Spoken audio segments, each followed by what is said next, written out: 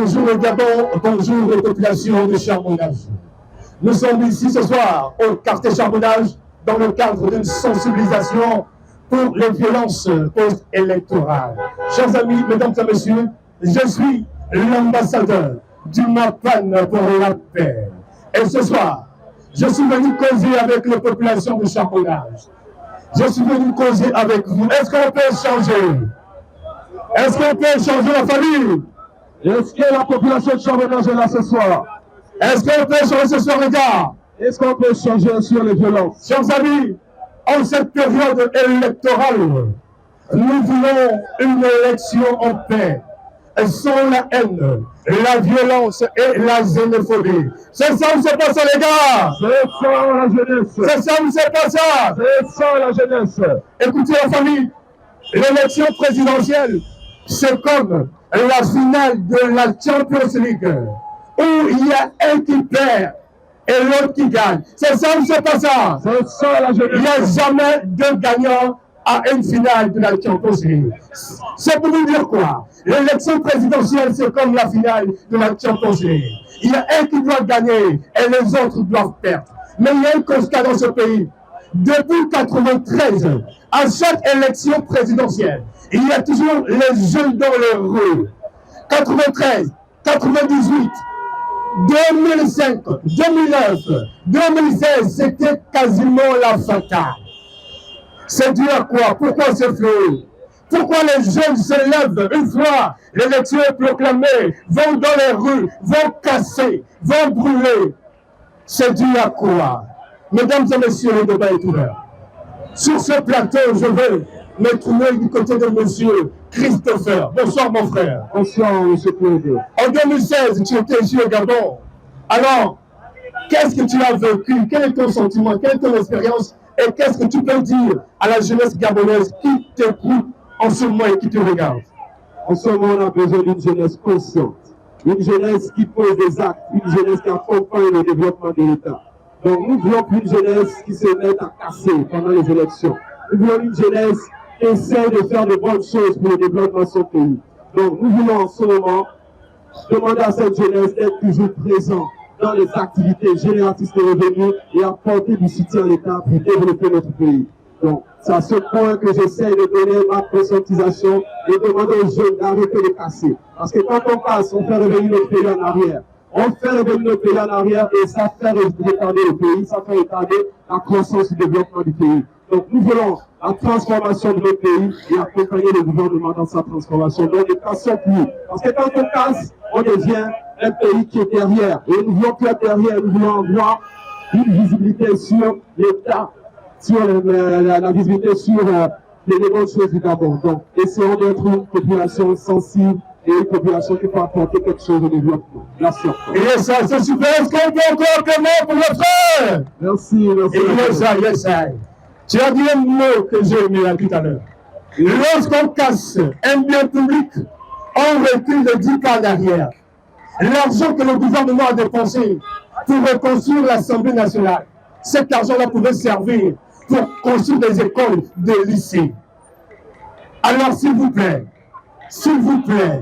je m'adresse aux jeunes et j'attire l'attention des parents, en cette année 2023, pendant l'élection présidentielle, s'il vous plaît, nous ne voulons pas de violence. Écoutez, restons chez nous, car le jeune qui va se lever pour aller casser le magasin d'autrui, pour aller casser l'épicerie d'autrui, va se faire arrêter et va se retrouver en prison. C'est une chose que nous ne voulons pas.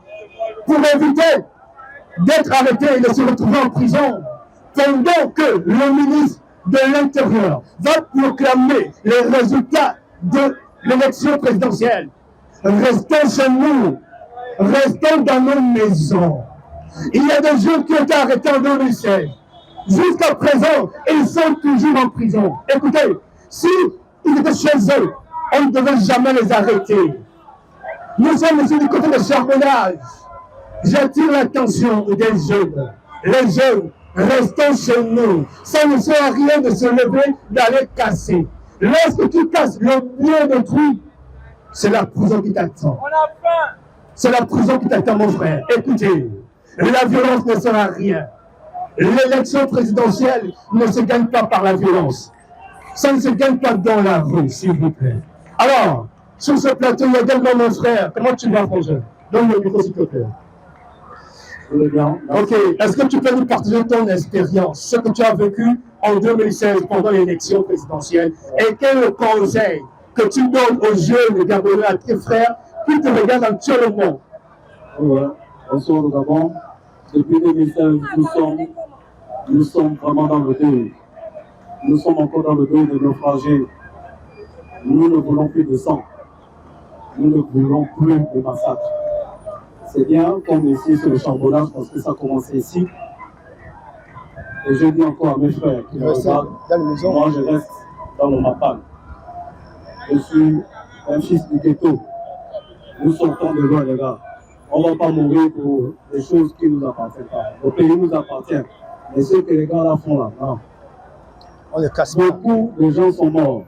Beaucoup ont manifesté, d'autres ont eu des balles. J'ai des petits au quartier qui sont déjà inaptes, les pieds coupés, parce qu'ils ont manifesté.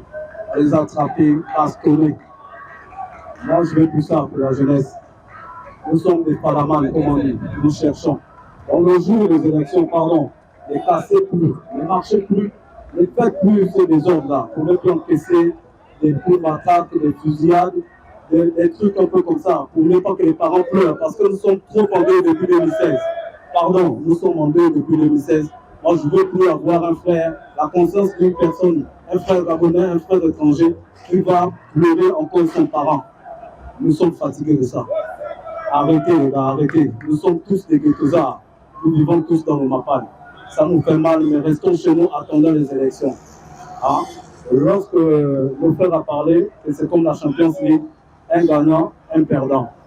On va attendre quand le ministre de l'Intérieur va prononcer pour calmer le gagnant. Mais s'il vous plaît, restons à la maison et n'essayez pas de sortir cassé, ça ne servira à rien. Vous allez aller en prison pour rien. Pour rien, s'il vous plaît, restez à la maison. Hein? Merci encore. Yes, papi, yes. Alors la famille, nous sommes toujours dans la sensibilisation contre les violences post-électorales. On dit non. Écoutez, si nous restons chez nous sagement dans nos maisons, on ne viendra jamais nous arrêter. Et on dit 2023, on dit pas de cas, les gars, pas d'arrestation, pas de mort. Si nous restons chez nous, on ne va jamais nous arrêter. Si je reste chez moi, je n'irai jamais en prison. Mais si je vais dans la rue, je vais casser. Le magasin d'Ali Montri, tu vas casser. Le magasin d'Hassan, tu vas casser. Le magasin de Bachirou, écoute-moi. Bachirou, Hassan, Ali Montri, ce sont des opérateurs économiques. Ce sont des frères étrangers. Ils ne votent pas. Ils n'organisent pas l'élection. Ils sont au Gabon pour investir. Ils emploient nos frères et nos sœurs. Pourquoi aller les casser? C'est quelle idée? Et après casser, qu'est-ce qu'on gagne? Le message est simple, la famille. Le message est clair. Pas de casse, pas d'arrestation et pas de mort. Pas de pillage. Si nous restons dans nos maisons, personne ne viendra nous arrêter. Et je lance un message à la jeunesse gabonaise. J'appelle tous les responsables de la campagne comme nous, tous les leaders de quartier. Je vous demande de nous rejoindre pour la lutte contre les violences. Venez nous retrouver. C'est notre pays. C'est chez nous ici. On dit cette fois-ci, pas de casse. Si on brûle notre pays, qui va le reconstruire? C'est nous-mêmes. On est censé avancer. On n'est pas là pour reculer. Ça ne sert à rien de se battre. Et je dis que les jeunes ne sont pas instrumentalisés. Les gars, même si on vous appelle, on vous demande d'aller casser. Les gars, ne partez pas. On ne gagne rien dans ça. Nous, les gars du Mapan, on dit, cette fois-ci, on ne casse rien. Parce que lorsqu'on casse, on recule. Et ici, on a un témoignage.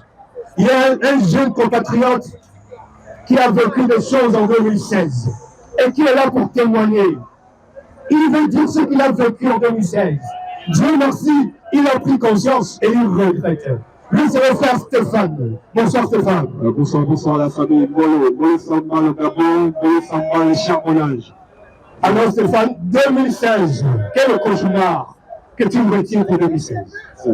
Déjà, le Gabon est un petit pays avec peu d'habitants. Et il fallait que, à chaque fois qu'il y a un problème, on se lance dans des violences inutiles. Je trouve que ça en vaut la peine. Déjà, en termes de bilan, en 2016, on parle de 800 blessés. Donc, il faut que ça cesse. J'ai dit stop. J'ai dit stop aux violences post-électorales. Merci. Et ça y est, ça va famille. On dit stop aux violences post-électorales. Regarde, tous ensemble, on dit stop aux violences post-électorales. Si on reste dans nos maisons, personne ne voudra nous arrêter. Lorsqu'on va dans les rues, on va casser les voitures de fruits. On casse les points magasins. C'est pourquoi les gars, changeons de mentalité. Ça ne nous ressemble pas. Les jeunes Gabonais sont falamades. Et ils font ce moutouki, ils s'en sortent avec. Ça ne sert à rien d'aller casser. Changeons de mentalité, la famille. Il y a un témoignage extraordinaire. J'ai mon frère qui est ici présent, qui était victime. Parce qu'en 2016, il s'est retrouvé à un endroit, au mauvais endroit, là où il ne fallait pas. Bonsoir, comment tu vas? Bonsoir, famille. Ça va? Oui, ça va. Concrètement, les cas sur en 2016, tu étais où? Et qu'est-ce qui s'est passé? Bon, je parle d'abord de ce que j'ai vécu. En 2016, j'ai dit bien, 2016, j'ai reçu une bastonnade. Cette bastonnade, j'étais bastonné à tout. Mais Dieu était avec moi. Il m'a pas envoyé en prison. Mais j'ai peur, mon frère, qui était avec moi, qui a reçu une balle au pied. Il est parti comme ça.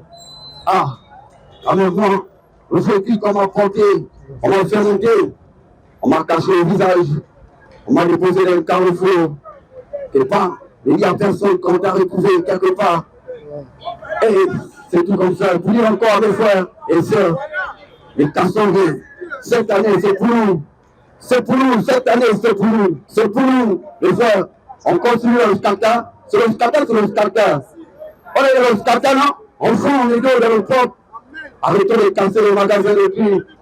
Arrêtez. Tu es un Gabonais comme moi, je suis un Gabonais comme toi, je fais comme toi. Je travaille les deux propres. Eh, j'ai dit encore comme ça, bonsoir la famille. Bonsoir à vous. Il y a aussi un sauveur à Soudel. Lui, c'est un frère qui a été bastonné en 2016. Parce que il a décidé d'aller dans la rue, de trouver notre public. Il a été frappé sérieusement. Et aujourd'hui, il regrette. Et son message, il adresse un message à ses frères en disant, ne cassons rien en 2023. Les gars, écoutez, même si on manifeste jusqu'à, la décision du ministre ne va jamais changer. Il a proclamé, il a dit, c'est X qui a gagné. Les gars, on va casser tout Libreville. Le ministre ne va jamais dire que parce que vous avez cassé Libreville, je change les documents. Non! L'élection a été validée, c'est gagné, les gars. Ça ne sert à rien qu'on se lève. Les gars, on va nous tuer comme des cobayes. On va nous frapper comme des cobayes. Les gars, nous ne sommes pas des cobayes. Et nous ne sommes pas instrumentalisés, les gars. Même si on nous remet de l'argent pour aller casser, aller brûler, les gars, ne prenez pas cet argent, ne sortez pas. Parce que la personne qui va prendre de l'argent et qui va aller casser et brûler va se faire attraper et frapper et va être jeté en prison. Nous ne voulons pas d'arrestation cette fois-ci. Nous ne voulons pas, les gars, prenez conscience des jeunes. C'est notre pays. Le Gabon nous appartient. Le Gabon est dur, comme on le dit, c'est pas vrai, c'est vrai, mais les gars, on cherche, on va là. Ça sert à quoi? L'élection va commencer, on va encore dire, il y a telle famille qui a perdu un enfant, il y a telle famille, il y a tel enfant qui a été arrêté. Les gars, changeons de mentalité. La violence ne sert à rien. Ça ne sert à rien de casser, de brûler. Laissez les magasins détruits. J'entends dire dans le quartier que 2023 arrive, ils vont encore voir ça. Les gars, qu'est-ce qu'on va voir? Si tu te lèves, tu vas brûler, casser. Tu vas te retrouver en prison. Et en prison, les gars, c'est pas la joie. Vaut mieux être Ngembe et être en liberté que d'être Ngembe entre les quatre murs. Je m'adresse à la jeunesse gabonaise, de 4 coins du Gabon. Les gars, arrêtons ça. Et je lance un appel aux jeunes Gabonais. Les gars, venez nous rejoindre dans le combat. Tous les leaders des quartiers, tous les leaders de Mapan, venez nous retrouver pour la lutte contre les violences de la famille. Venez nous retrouver. Et je lance également un message aux potentiels partenaires. J'appelle également les partenaires à venir nous soutenir dans cette lutte. En prenant acte de tout ce qui a été supra-élaboré, il sied aujourd'hui de retenir, à travers l'émission en question, que les jeunes arrêtent avec les violences. Parce que lorsque les hommes politiques prennent des décisions entre eux, vous n'êtes pas là. Mais lorsqu'il s'agit de casser, on voit maintenant les jeunes. Et la plupart de ces jeunes-là sont issus des familles où il n'y a pas de moyens. Les jeunes, nous sommes un pays de droit. Vous avez d'abord des droits et des devoirs. Vous avez le devoir d'aller voter. Car l'heure n'est plus à l'observation, mais à la concrétisation. La jeunesse aujourd'hui doit prendre leur avenir en main. Vous ne plus critiquer. Et d'ailleurs, si on critique, critiquer pour mieux proposer. Donc, maintenant, suite aux élections, si vous estimez qu'il n'y a pas eu gain de cause, si vous estimez qu'il n'y a pas eu de la crédibilité, n'est-ce pas, on riposte de manière juridique à travers la Cour constitutionnelle. Arrêtez, évitez de casser à gauche, à droite. Parce que nul un bien public fera office à une justice. Et ça, là, vous seriez seul ce jour-là. Je vous remercie. Merci. Le frère l'a si bien dit. Si vous constatez, vous remarquez qu'il y a eu fraude, comme on le dit souvent au quartier, vous voulez revendiquer votre victoire. C'est pas mauvais. C'est normal de revendiquer une victoire qui a été volée. On la revendique comment? Vous partez simplement à la Cour constitutionnelle. Vous partez sur les cours. Et si le président de la Cour trouve que vous avez raison, mais on vous donne ce que vous revendiquez, ça ne sert à rien dans les rues, dans les brûler, dans les casser. Nous sommes ici du côté de Charbon de famille. Je donne rendez-vous ce samedi à partir de 16h au quartier PK5 pour une grande sensibilisation. J'invite tous les leaders des quartiers sous-intégrés, les leaders de Mapan. Pourquoi? Parce que ceux qui cassent ne reviennent pas de la sablière. Ceux qui cassent sont nos frères du Mapan. Les casseurs ne viennent jamais de la sablière, je suis désolé. Ils sont dans le Mapan et ils cassent leur propre Mapan. Alors, on se retrouve samedi au PK5 pour la poursuite de la sensibilisation contre les violences post-électorales. On dit pas de casse, pas de violence, pas d'arrestation et pas de mort. C'est ça où se passe ça la jeunesse. Alors merci beaucoup, on se retrouve samedi au PK5. Merci encore.